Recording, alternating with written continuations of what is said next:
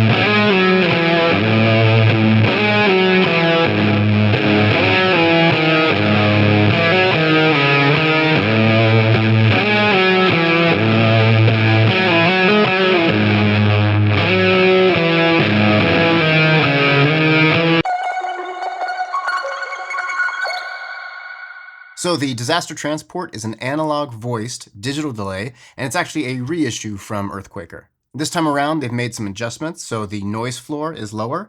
They've added this mod speed section, so you can choose between slow, fast, and medium, which is like the traditional mod speed level. And the voicing has changed to make it a little more true to an analog delay. So for controls, we have speed, which will control the speed of the modulation. Next, we have intensity, and that's like the modulation depth. Then we have mix, which is going to control the wet-dry level. That's an interesting thing on this pedal. The mix control is not something I would normally call out or pay close attention to, but in this case, it's worth noting that it'll obviously go full dry, but it won't go full wet. So what's interesting about it is when you max the mix control, the delay still sits perfectly in your mix. It's voiced and adjusted so well that it never gets to feeling out of place. It's really kind of interesting. I've never felt that way about a mix knob before, but obviously with Earthquaker, you can usually bet that everything will be tuned in super, super well, and that's no exception here. So it doesn't go fully wet, but kind of no matter where you set it, the delay sits just beautifully behind or with your guitar. Then we have repeats, which is obviously going to control the amount of repeats or feedback that you have. And it will go into self-oscillation. And the self-oscillation will never get so crazy that it's unusable. That's a weird term. You can use any type of sound, even if it's like gross or technically bad. It's just tuned in really well. So it'll self-oscillate, but it still stays pretty musical. And then lastly, we have time, which will control the time of the repeats, the distance between the repeats. And in this case, fully counterclockwise, you can get subtle chorusing and doubling, and to slap back, and then traditional delay times, and it'll go all the way up to 600 milliseconds. And then this switch is the mod speed. So you can have it in a slow setting, fast, and medium. Medium will be kind of how it was in its initial release. And then over here we have mod mode. So you can change the modulation type. In the bend setting, it's kind of more traditional, a gentle slope up and down. And then if you change it to stretch, it gets much more square, like more aggressive pitching up and down. The left foot switch will toggle on or off the modulation, and the right foot switch is the bypass. Both foot switches are their flexi switching technology, so one press and it'll turn it on or off, or you can hold and then let go and it'll be momentary for as long as you're holding it. For me, the best type of foot switch. It's relay based, so no click, and then it's both momentary and latching. It's the greatest thing in pedals since pedals became a thing. For today's demo, I am using my 2023 Black Bobbin Jazzmaster, and these have the Lawler Black Bobbin Jazzmaster pickups. If you'd like to see a full in-depth review of this Jazzmaster, click the link right here. All right, so in this first clip, we're going to be running the Fuzz lands from Wonderful Audio Technology first. And here we're going to be using it as a very low gain drive. So I'm going to have both the nature and earth switches down, the root switch up, the fuzz completely off, and the volume around 11 o'clock. If you'd like to see a full demo of the Fuzz lands, click the link over here. And that will be running into the disaster transport. In this case, we're going to have the speed around noon, the intensity around 11, the mix at noon, the repeats around 1, and the time at noon as well. I'm going to be using the slow mod speed and the bend mode of the modulation. So here it's like a moderately modulated, very lush analog delay sound. It's really beautiful. One thing I love about analog delays, this is a digital delay, but it's voiced as an analog delay. And the thing I love about that is with an analog delay, the repeats kind of melt into one another, where on a digital delay, all the repeats will be very clean and kind of crispy. With analog delays, they'll not only melt into each other, but they kind of like degrade over time. So the sound that you start with is not the sound that you end with. And that gives a very organic, natural feel to things. There's movement and things are happening kind of outside of your control or direct influence. In general, that's something I love about music and any art. I like some surprise and I like some variance that I can't necessarily control or reproduce all the time. What I really like here is when I'm playing lighter, you'll hear these beautiful kind of lush delay line behind my playing. And then when I start digging in, the delays don't overpower the signal. We're at like 50% on the mix. And normally with a delay, if you start playing really hard, sometimes those repeats can get in the way. They'll start interfering with your playing. But like I said before, this sits just kind of perfectly behind or with the guitar, and you'll hear that here.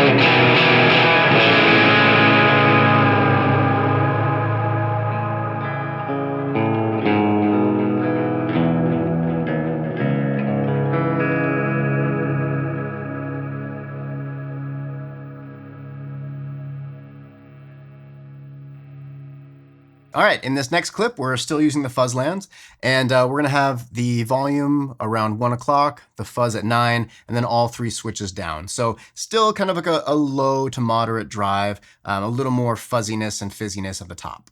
And that'll, of course, be going into the disaster transport. And here, we're not going to use the modulation at all, so these knobs aren't necessary. We're going to have the mix maxed, and this is where you'll hear what I'm talking about, where even though it's completely open, the wet level is as high as it's going to get. It's totally noticeable. It's right there, but it never messes up the rhythm of the guitar, and it doesn't interfere with the original signal. It just blends beautifully. We're going to have the repeats around 3 o'clock. So anything past this is where the self-oscillation comes in. And this is about as far as you can push it before that happens. So because of that, you'll hear these really beautiful, almost feedback harmonics come in. It's a sound I really, really love. And then the time is going to be around 2:30. And then finally, that'll be going into the Chase Bliss Audio and Maris CXM 1978. And here I'm going to be having like a kind of like a lo-fi room with a good deal of pre-delay. So the repeat on the pre-delay will essentially happen every other repeat of the disaster transport. So it's not going to be super noticeable. It just adds like a little bit of grit and expansiveness to the overall sound. What you'll hear in this clip is how you can use the disaster transport in like a rhythmic fashion, and how, because we're almost maxing the repeats, it kind of creates this choppy wave, kind of lurching forward. It gives like this really beautiful amount of tension and movement to the playing, because I'm not playing anything all that intricate or complicated, but just that kind of washing over, this repeating kind of wave crashing behind the guitar is really, really beautiful.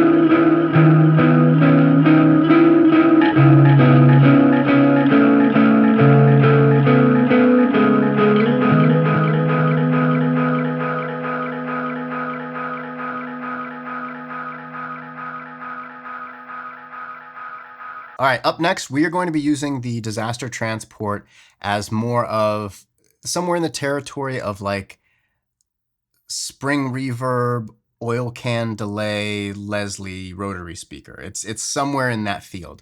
To do that, we're going to have the mod speed in the fast setting. The speed knob will be at 3 o'clock. The intensity is going to be completely maxed. The mix is going to be about noon. The repeats around 1 o'clock, and then the time completely off, so as low as it'll go. And we're going to be using the stretch mode. So because the time is completely off and the repeats are not like super high, but past halfway point, it gives this kind of faux reverb thing. It's a delay, so the delay lines are so close together, you get this very kind of tinny, like I said, oil can or spring reverb thing. It's a little splashy. It's a little tinny, and it's a bit haunting. It's a really gorgeous sound. And we're still using the fuzz lands. In case you don't know, this pedal is amazing. It's like been one of my go-to fuzz and drive pedals ever since I got it. So I was really excited. Pairing fuzz and delay is like since the beginning of time. It was like we emerged from caves, and then we made fire, and then the wheel, and maybe like a spoon, and then it was like fuzz and delay. So you're hearing like the history of our evolution with these two pedals. It's pretty exciting. And the fuzz lands is going to be a low gain drive again. So rolling off the fuzz completely, the volume's just past noon, and then all three switches are down. And the cool thing in here is you'll hear the dynamics of the fuzz lands too, where even though the fuzz is completely off, in the first setting I'm playing on the neck pickup a little lighter, and it sounds almost completely clean. And then when I switch to the bridge pickup and dig in harder, it sounds like I'm using like a low to mid gain drive that's still very punchy and amp-like and organic sounding. It's just a really, really, really beautiful, gritty sound. It's a great pair. I love it.